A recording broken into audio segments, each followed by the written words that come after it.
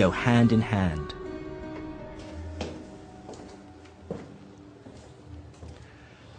There were many reasons for this. Some were practical. Medical knowledge could save lives. Military technology could win wars. Mathematics could help deal with the increasing complexities of the finances of state. And Islam as a religion also played a pivotal role. The Prophet himself had told believers to seek knowledge wherever they could find it, even if they had to go as far as China. And many Muslims, I'm sure, felt that to study and better understand God's creation was in itself a religious duty. But there were also other less edifying motives at play.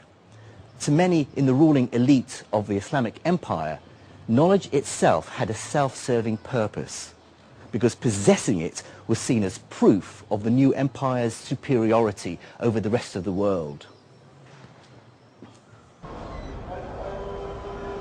But with military and political success, the Islamic caliphs faced an inevitable problem. How do you sensibly govern a hugely diverse population? Although some of the empire had converted to Islam, they were still separated by huge distances and adhered to many different traditions and languages. In the 8th century AD, the empire's leader, the Caliph Abd al-Malik, had to find a way of administering this mishmash of languages. Like all the great figures of the Islamic Empire, Abd al-Malik lived in a culture without portraiture. All we have are later impressions of what he might have looked like. His solution was sweeping in scale and inadvertently laid the foundations of a scientific renaissance. It was this Abd al-Malik ibn Marwan who said, this bureaucratic chaos has to stop. We cannot continue to run the government and govern all of this span of land with this Tower of Babel languages. So he wanted to govern it with a uniform language. That uniform language, of course, he wanted to be able to understand it, so he demanded that it be in Arabic.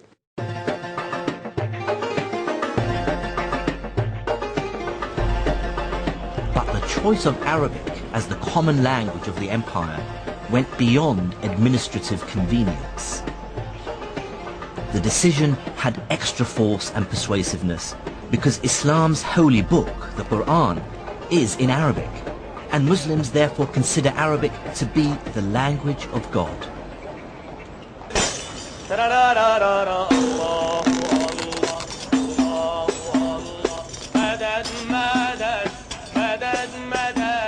The words of the Quran are so sacred that its text hasn't changed in over 1400 years.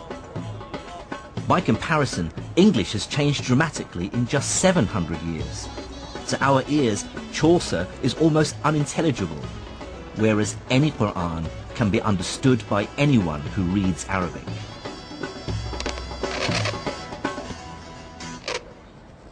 Making copies of the Quran has always been a specialized and highly respected job since the foundation of Islam.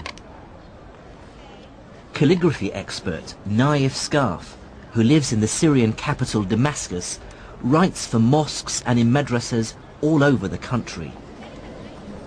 These are words he's found himself writing over and over again, words of great significance for Muslims. They're the opening line to each chapter in the Quran. So what it says is Bism Illah Ar-Rahman Ar-Rahim, which means in the name of God, the most gracious and the most merciful. So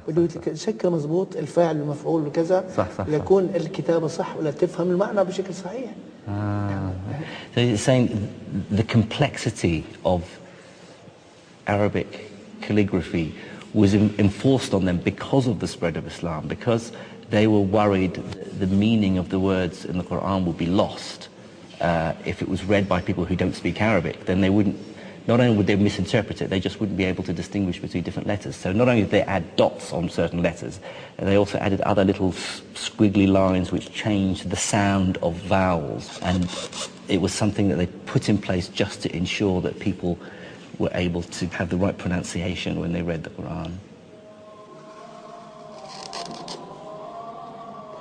The consequences for science were immediate.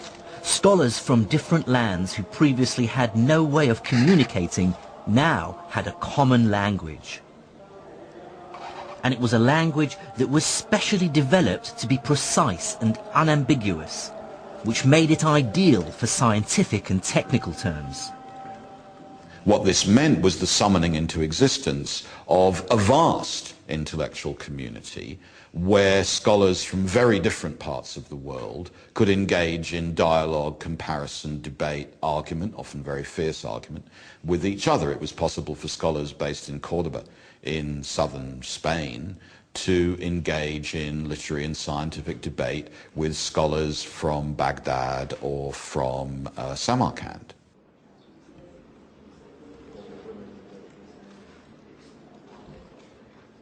But I can tell you that scholars aren't motivated by the love of knowledge alone. There's nothing like a large hunk of cash to focus the mind. By the early 800s, the ruling elite of the Islamic Empire were pouring money into a truly ambitious project, which was global in scale and which was to have a profound impact on science. It was to scour the libraries of the world for scientific and philosophical manuscripts in any language: Greek, Syriac, Persian and Sanskrit, bring them to the empire and translate them into Arabic. This became known as the translation movement.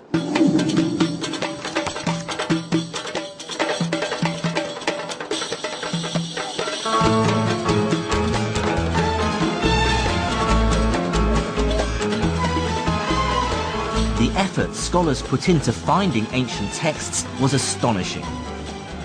And one key reason for this is that bringing a book to the Caliph, which he could add to his library, could be extremely lucrative. The story goes that the Caliph al-Ma'mun was so obsessed that he would send his messengers out of Baghdad far and wide to distant lands just to get hold of books that he didn't possess for the translation movement. And anyone who brought him back a book that he didn't have, he'd repay him its weight in gold. To give some sense of the extent of this activity, sort of between 750 and 950, somebody called An-Nadim, who wrote a list of sort of the intelligentsia of the Abbasid era, lists 70 translators. So it was quite a large cohort of people involved in translation, and obviously he only named the well-known. They could get up to 500 gold dinars a month, which is probably around $24,000, which is a huge sum of money for what they were doing. It was a very, very prestigious, well-paid, well-patronized activity. And motivating this global acquisition of knowledge was a pressing practical concern, one that rarely crosses our minds today. This is the new library at Alexandria in Egypt. But fresh in the memory of many in the empire was the story of the destruction of the original library at Alexandria centuries earlier, and the shocking loss of thousands of years of accumulated knowledge. One of the things that we tend to forget, because we live in an age of massive information storage and perfect communication, more or less, is the ever-present possibility of total loss. That was very, very important for medieval Islamic scholars. They knew extremely well that writings could be forgotten or buried or burnt or destroyed, that cities could pass away. And what we see in Baghdad or Cairo or Samarkand is exactly the gathering together, translation, analysis, accumulation, storage, and preservation of material that they were well aware could be entirely lost forever.